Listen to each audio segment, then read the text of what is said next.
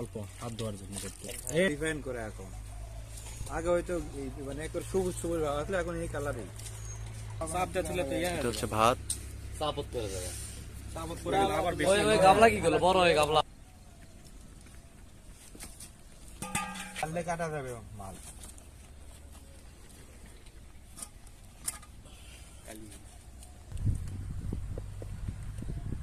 চাল এখন রস পেয়ে সোজা যাবে না, দুধ পেলা দুধ কি উপরে দিবে না নিচে? খাবেন না কাতল খাবেন? আমার তো কার্পই বেশি ভালো। কাতল কাল্লা ছাড়া কার্পো কি নেবেন তাহলে? তাহলে ব্রিগেড নেবো না, সেটা এটা দাও হোক। তোলার জন্য ব্রিগেড ভালো হবে। সামনে সপ্তাহে বাড়ি আশেপাশে কি বিকেল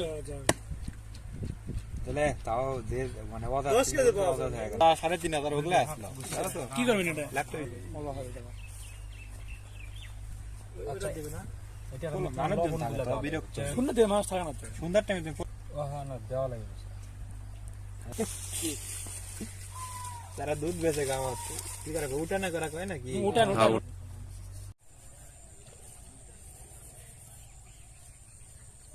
মাখা মাখা মাখা মিক্স করলে এরকম লাগবে না এই এরকম হবেই মাখা আগে ভালো করে মাখা আই যায় সব টানা নেবে না। কি রে এত লাখ টাকা? এবার তাহলে ওই পার করব। আরে হয়ে গেছে তো সবার ভিডিও। বন্ধুরা, আমাদের পিকনিকের খাওয়া দাওয়া শেষ করে আমরা সবাই সিদ্ধান্ত নিলাম যে কমলা বাগানে যাব। তো বাগানটি হচ্ছে আক্কেলপুরে, জয়পুরহাট আক্কেলপুরে অবস্থিত। তো এখনো কমলা এখানে বেচা কেনা শুরু হয়নি।